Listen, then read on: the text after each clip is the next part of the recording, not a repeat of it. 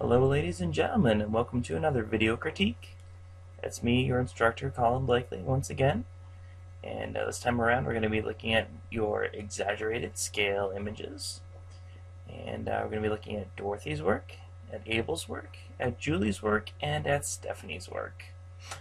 So yeah, once again we're going to, as usual, we'll go through, we'll look at the images sort of as images, how whether they succeed or fail, and we'll also talk about a little bit about your technique. Now this is one area where I have a lot of experience and a lot of sort of knowledge in sort of both in the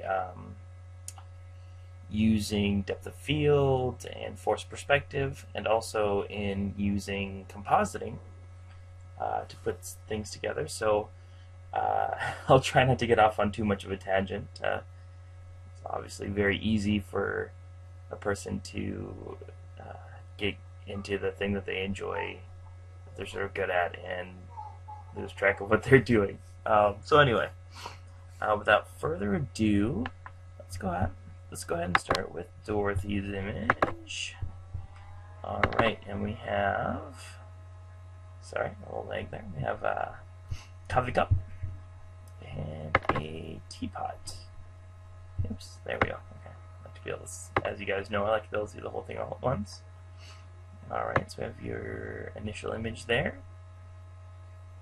We have your, okay, this is like another one here.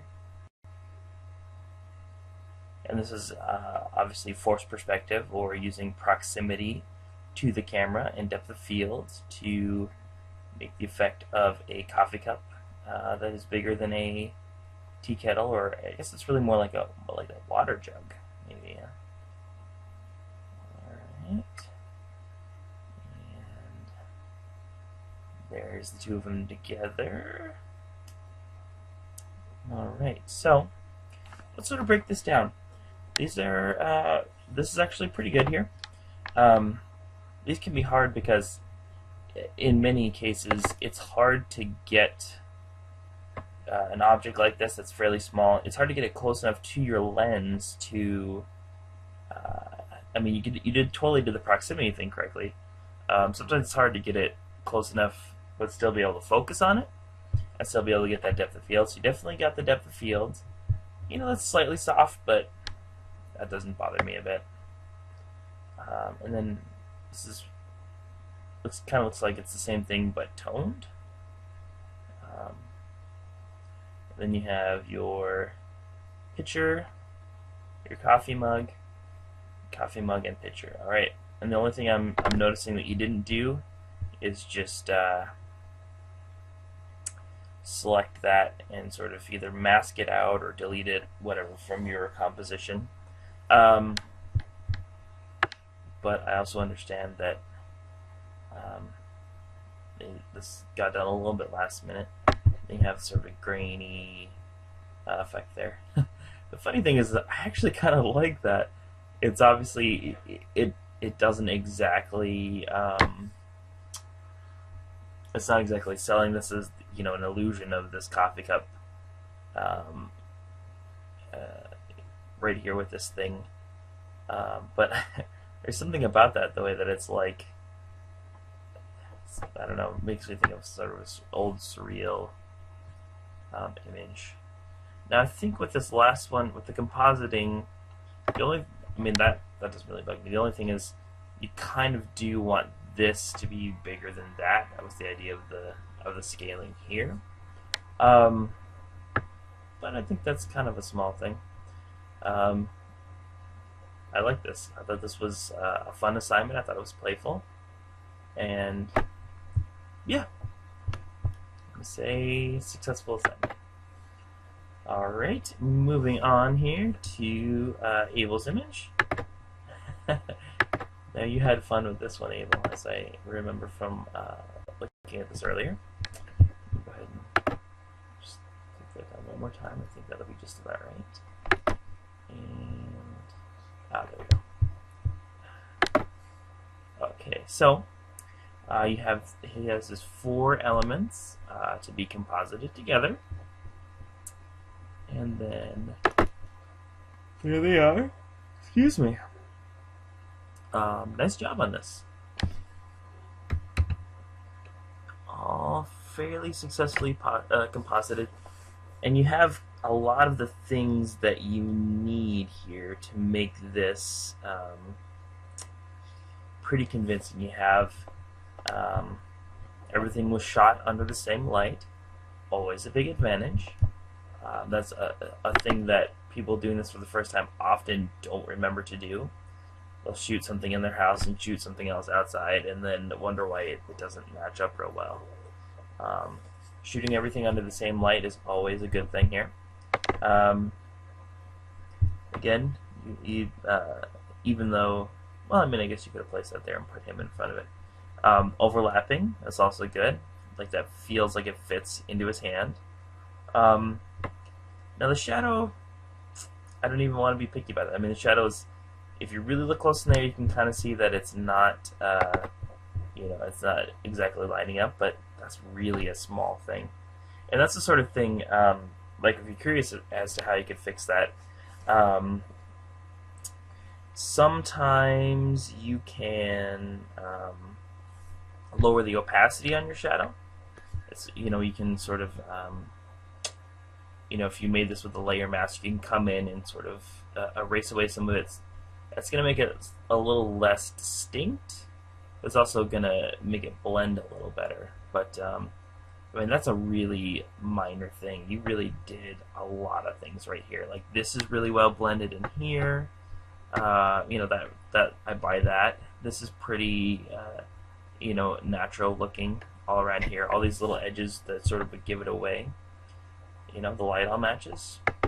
Very nicely done. Aha! And then again, like kind of grainy sepia tone. That's funny because I did like a whole series of like these composited images where I actually used like a cyanotype. I think I just said sepia tone. Cyanotype is what this is. So I did a whole series where I made these composited images and I made them on cyanotypes. That's funny that it kind of reminds me of that. Not that you would have really seen that or anything, but alright, and then we have mushrooms and an apple. Oops. So I'm guessing that this is maybe your forced perspective. And then this is that's funny that you went into, did it this way too. This is more of a, it is also forced perspective in that this thing is much closer. But it is also looks to be a little bit of a trick with a wide angle. Where this thing is really right up in front of the viewer, in front of the lens, and using a fairly wide. This doesn't quite look fisheye, but close to like a fisheye lens, you can sort of make him look smaller, sort of exaggerate the distance between things. Now this. I guess that's the same thing. That's actually, for whatever reason, I don't remember seeing this one before. But that's also a lot of fun. Nice job. You really kind of like did all the different things. Kind of did really even more than you needed to. Cool. Very cool. So nice job, Abel. Gotta say, one of the more convincing uses of compositing that I've seen in this class. So very nice work. Alright, up next is Julie. I acting like I didn't just see this, a little while ago when I downloaded it, but I thought that was very, I think it's a good way to start. I like this image, this idea of holding a cloud in your hand. Wait, is that a song from The Sound of Music? Help me out here, people. I mean, obviously you can't directly help me out because you're not watching this at the same time we're recording it, but how do you solve it? Okay. I think that's Sound of Music, the song about Maria, Problem Like Maria or whatever. That's what that reminds me of. So I like it. Good use of forced perspective. And then very nicely done. Also force perspective. Oh, excuse me. And this young lady has 4 arms. That's kind of amazing. Nicely done here. You definitely, this person is far enough back that you don't see them. They're well hidden back there, and the arms are just about the right proportions too. So very nicely done. Sort of like a Vitruvian man thing. Also fun. Not as convincing an illusion as the last one, but definitely a fun use of this forced perspective technique. I gotta say, a lot of fun on these images. You definitely seem like you had a good time with this assignment. Oh, sorry. Oh, long day. Aww. Super cute. I gotta say, I think I like this in black and white. That's tough. Because I like your background in black and white, but I think actually maybe I like this more in color because it's a little warmer. Yeah, I would say it's warmer, and the sort of warm tones go with the warm feeling. Anyway, and again, forced perspective, very cute. Excuse me. Oh my goodness. I got up really freaking early today, guys. I'm sorry. And I thought this was a lot of fun. And what did she do?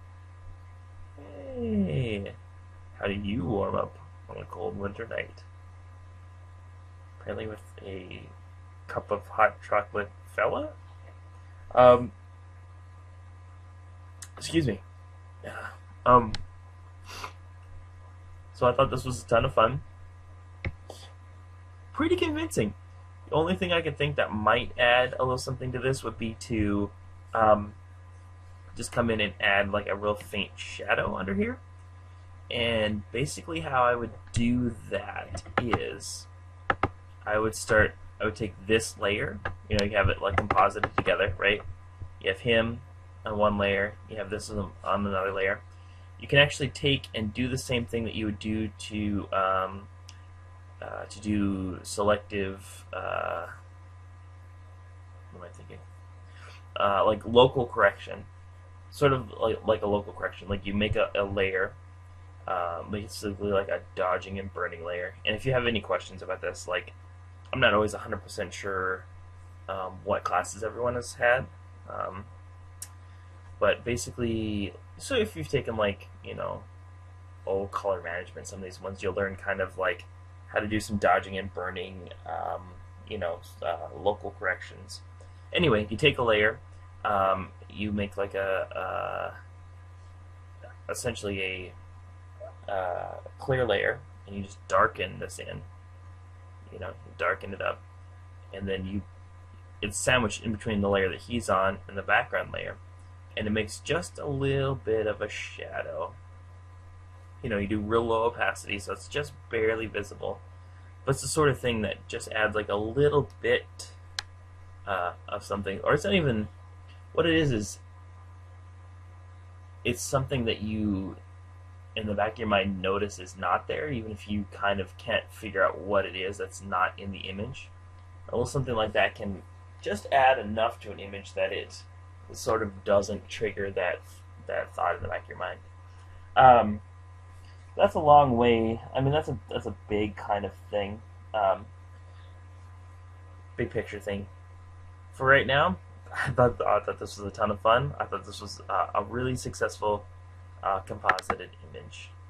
But there it is again in black and white. So Julie, very nice. I gotta say, it looks like you had a ton of fun on this assignment, and I had fun viewing it. And then last, but certainly not least, we have Stephanie. Let's see what she has for us today, this time around. Alright, so we got some sort of a mysterious glass globe and some boots. And then so we have just the globe, just the boots.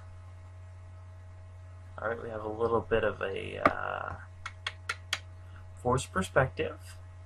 For this one, it's definitely not enough depth of field. You really, something like this, you want to put your aperture basically you want to stop down as much as you can. So you want it like f22. If your camera will do f32, if your lens will go down that far, stop it down to f32. Most people's lenses stop at f22. So you definitely, you can see the plane of focus in this image is pretty much right here. So basically at this point, it's just it's pretty shallow. You really do want to be able to see these boots. You definitely have made the the smaller object bigger than the larger object, at least by our perspective. So you've done the forced perspective thing, but you do really need a lot more depth of field to sort of, sell the illusion, if you will. I'm going to go ahead and actually zoom out here slightly so we can get an idea of what this is here. And I'm assuming that we're doing, that we're looking at sort of a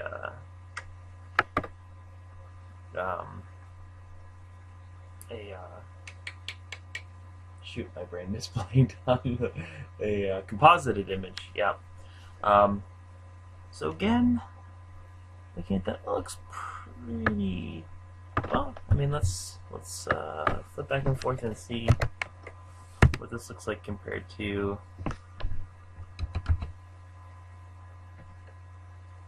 It looks pretty much the same.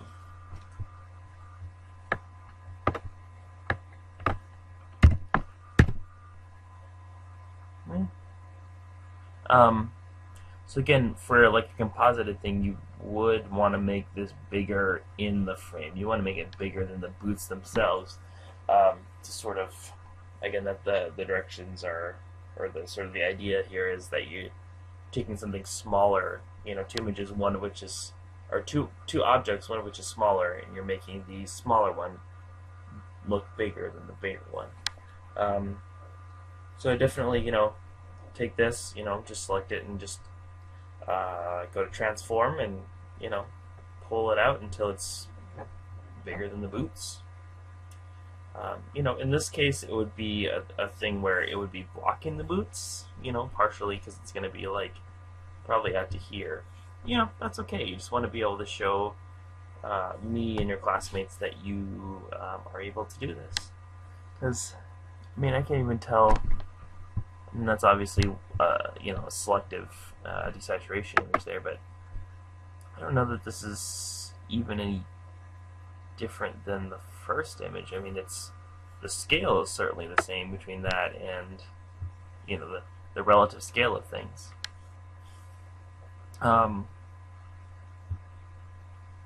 Yeah, that just looks like the same image. Yeah, okay. So anyway, I'm going to go ahead and close that one. So this is the end of the video critique. Sorry, I'm really tired today. And this is the part where I'm going to tell you the phrase to post and let me know that you watched the whole thing. This time around it's just going to be a word, and it's the word aeroplane. Or airplane, you can either one. Airplane, aeroplane. Not sure why I kind of overpronounced it there, but yeah, that is the thing. So just go ahead and post that, and I will know that you watched. And thank you for watching. I'll see you again in another day or two with your second critique for this week. All right.